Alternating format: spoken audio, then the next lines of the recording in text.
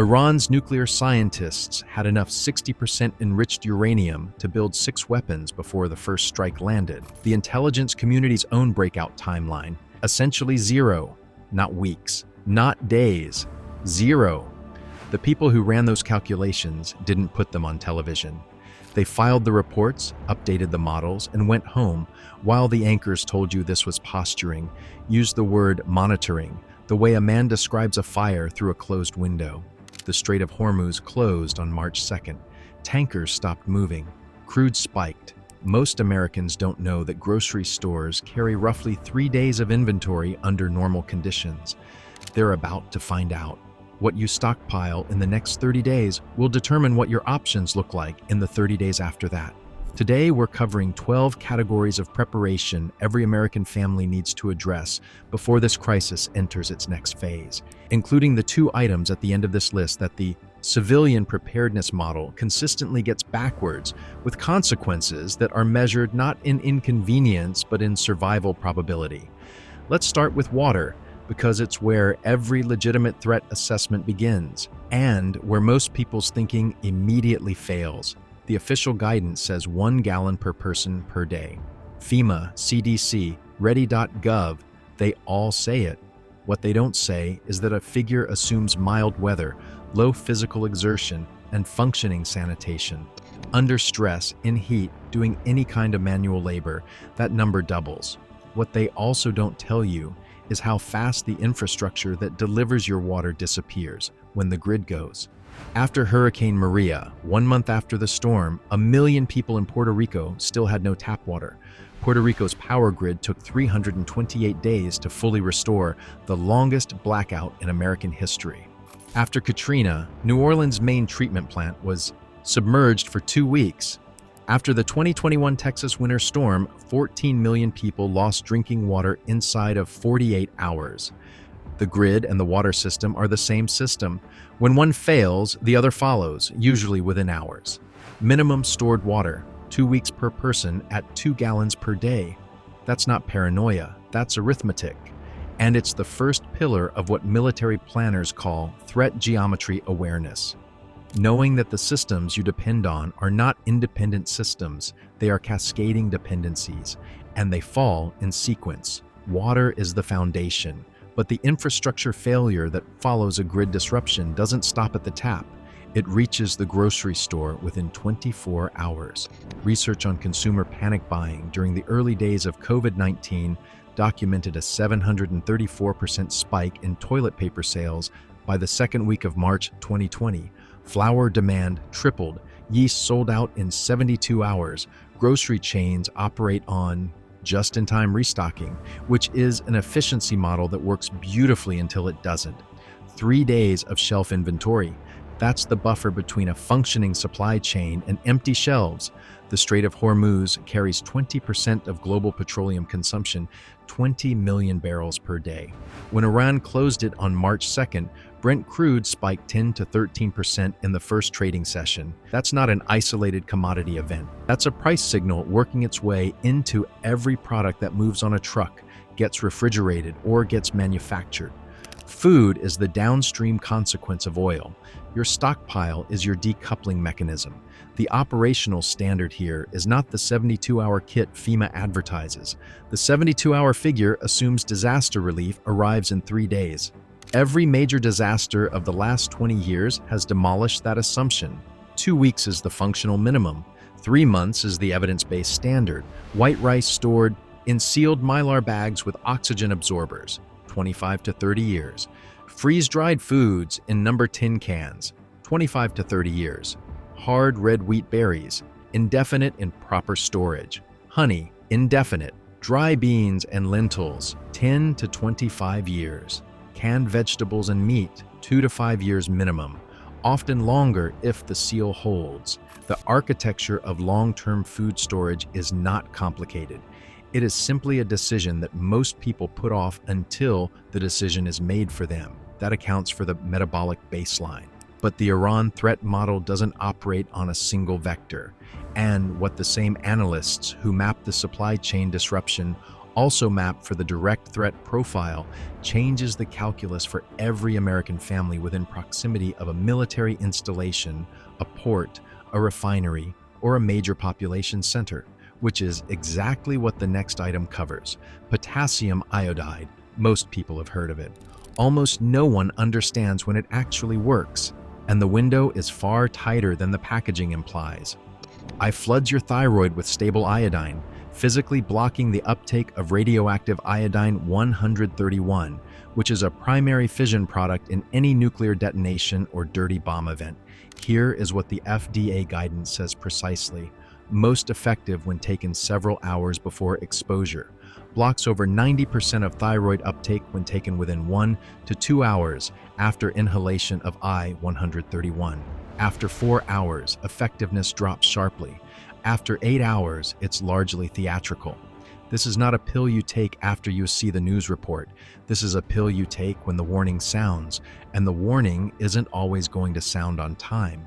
Adult dose, 130 milligrams. Children 3 to 12, 65 milligrams. Infants under 1 month, 16 milligrams. It protects one organ. It does not protect against blast overpressure. It does not protect against thermal pulse. It does not shield against gamma, radiation. It is one tool in a layered defense, but it is a tool that requires you to have it before you need it and to know the timing protocol cold.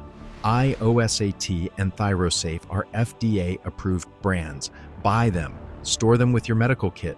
Know the dosing chart by memory. That's the pharmaceutical layer. But knowing your radiation environment requires a different kind of instrument. And this is where the threat geometry framework becomes tactically critical. Radiation detection. The government has a shelter-in-place recommendation for a multi-hundred kiloton airburst. It involves going indoors and staying tuned. There's a word for that level of operational guidance, but this is a family channel. What you actually need is the ability to measure your environment, because the 7 to 10 rule means your decision window is real and it is finite. The rule works like this. For every 7-fold increase in time after detonation, radiation intensity decreases by a factor of 10. At 1 hour post-detonation, radiation at a contaminated site might be 1,000 roentgens per hour, a lethal dose in minutes. At 7 hours, it's 100 roentgens per hour, still lethal with extended exposure. At 49 hours, it's 10 R per hour, survivable for brief excursions. At 2 weeks, it's approaching background. This is not theoretical. This is the documented decay curve of approximately 300 mixed fission isotopes published in Gladstone and Dolan's Effects of Nuclear Weapons, the foundational reference document for U.S. nuclear defense planning since 1957. The practical translation: shelter for the first 48 to 72 hours, plan for up to 2 weeks. But to execute that plan, you need to know what your environment is doing.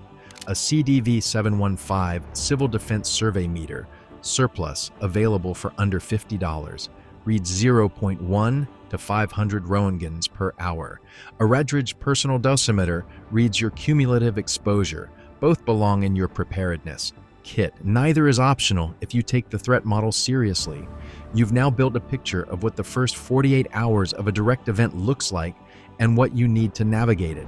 If you've made it this far, you already understand more about nuclear threat parameters than the majority of people who consider themselves informed on national security issues. The threat geometry framework, knowing your position relative to the threat before the threat becomes active, is what separates a decision made from data from a decision made from panic. Keep it in mind as we go deeper. Respiratory protection.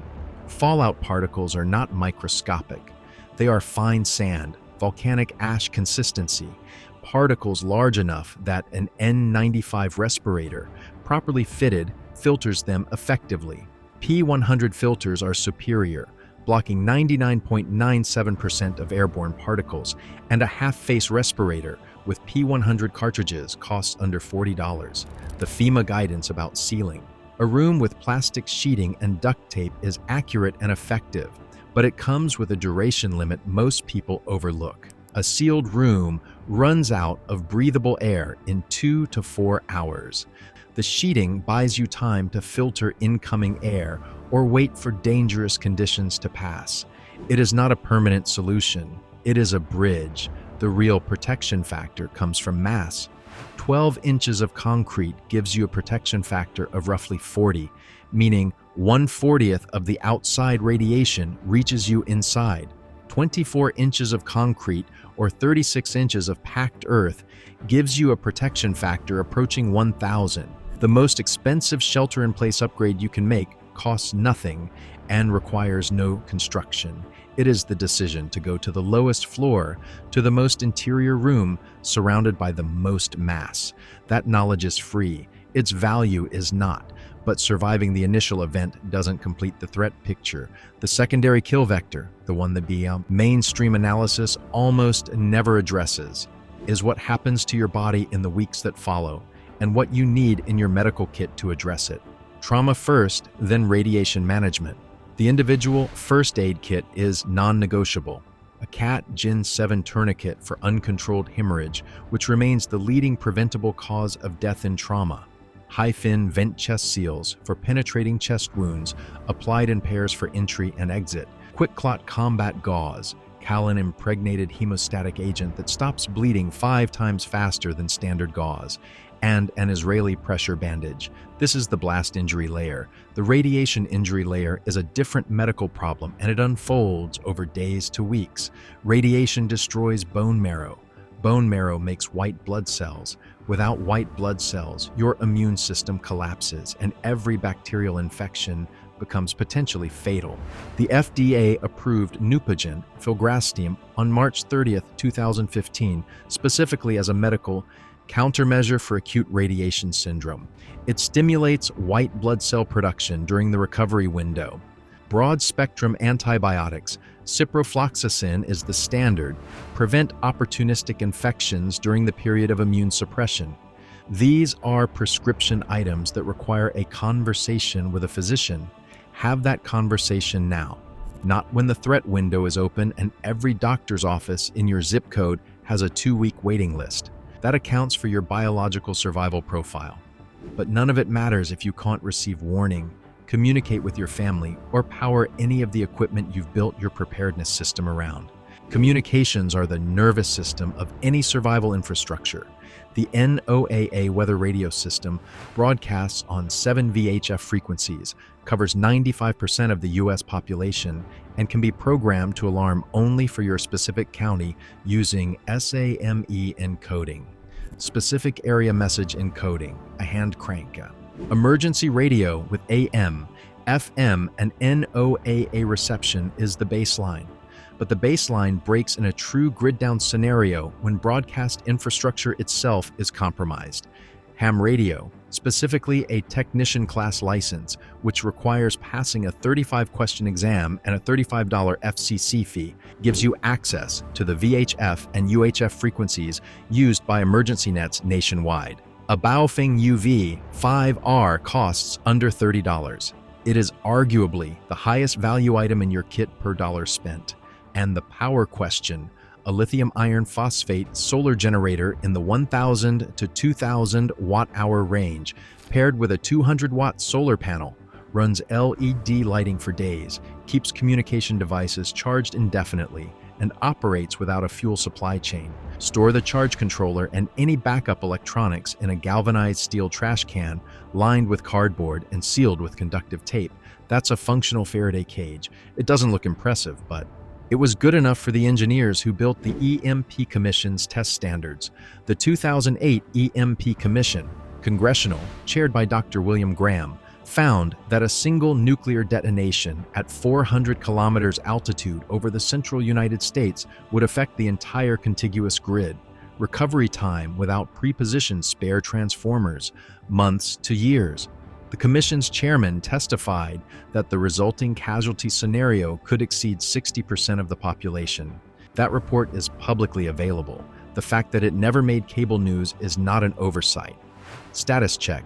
You now have water security, food security, pharmaceutical protection, radiation awareness, shelter-in-place capability, trauma medicine, communications, and power independence. There are 2 items remaining, and they are the ones that the standard civilian preparedness model consistently gets wrong. not because the information isn't available, but because normalcy bias makes the failure mode feel implausible right up until it isn't. Cash. After Hurricane Maria, half of Puerto Rico's bank branches remained closed a week after landfall. 20% of ATMs functioned. The ones that did had withdrawal limits of $50 to $100. Electronic payment systems, credit cards, digital wallets, bank transfers are grid dependent. They are the same system as the water, the same system as the grocery supply chain. $1,000 to $2,000 in small bills, ones, fives, tens, 20s, is the operational minimum, not in a savings account, in a fireproof container in your home. This is not a conspiracy. This is the documented financial behavior of every major disaster zone of the last 20 years. Your bank account balance is a number in a database that requires functioning telecommunications infrastructure to access. Your cash is yours regardless of what the grid is doing. And finally, the evacuation decision. This is where most preparedness frameworks fail the hardest, and the failure costs lives. Hurricane Rita in September 2005 triggered the largest evacuation in American history, 2.5 to 3.5 million people. Routes jammed on the afternoon of September 21st. What should have been a 3.5-hour drive from Houston to Dallas took 18 to 25 hours. Traffic jams extended over 100 miles. The temperature hit 100 degrees Fahrenheit. 90 to 107 people died from the evacuation itself. Hyperthermia in gridlocked vehicles, a nursing home bus fire that killed 23. More people died fleeing Rita than died from Rita. In a nuclear event, the calculus is even more unforgiving. FEMA's own modeling shows that sheltering in a concrete basement with a protection factor of 40 prevents 245,000 of 280,000 potential radiation casualties from a 10-kiloton detonation. The shelter is not a secondary option. It is the primary option. The evacuation is what you do after the fallout has decayed, after 48 to 72 hours, when radiation has dropped to 1 to 10% of initial intensity. The threat geometry framework demands that you know this distinction before the event, not during it. The person who knows that sheltering beats fleeing in the first 24 hours of a nuclear event has made the most consequential preparedness decision available to them, and it costs nothing to know. Here is what the civil defense architects of the 1950s and 1960s understood that their successors forgot. Survival infrastructure is a public good that requires active maintenance. They built shelter networks. They ran public education. They funded detection systems. They printed the manuals. After the Cold War ended, the assumption was that the threat ended with it. The threat did not end. The infrastructure did. The federal government destroyed $200 million worth of fallout detection meters. The yellow fallout shelter signs came down. The manuals went out of print. The assumption of safety replaced the architecture of survival. Iran's centrifuges didn't stop spinning when the Cold War ended. They accelerated. The Houthi missiles are real. The Tower 22 attack was real. 3 Americans dead, 47 injured, a drone made in Iran, a base in Jordan, a proxy war that the evening news described with the same calm it uses for weather delays. What this channel covers is not the news, it's the architecture underneath the news, the threat geometry that determines whether you are positioned to survive the window between warning and impact. The preparation described in this briefing takes the average American household approximately 72 hours to execute. That window is not indefinitely available. Supply chains compress when threat indicators spike. The time to build your stockpile is before the demand surge, not inside it. You stayed through all of it. That already places you in a different category than the majority of people who will be making decisions from a position of zero preparation when the window closes. One action: pull up your zip code on a nuclear blast radius map tonight. Alex Wellerstein's Nuka-Map is free, publicly available, and runs in any browser. Know your distance to the nearest primary military installation or infrastructure node. Know your evacuation routes. Know your shelter options. Everything else in this briefing builds from that single piece of geographic self-awareness. If this threat assessment gave you information you didn't have before, the like button costs you nothing. and it helps this channel reach the people who need it. Send this to someone who still thinks the Strait of Hormuz is someone else's problem. And subscribe, because this channel doesn't do reassurance. It does preparation.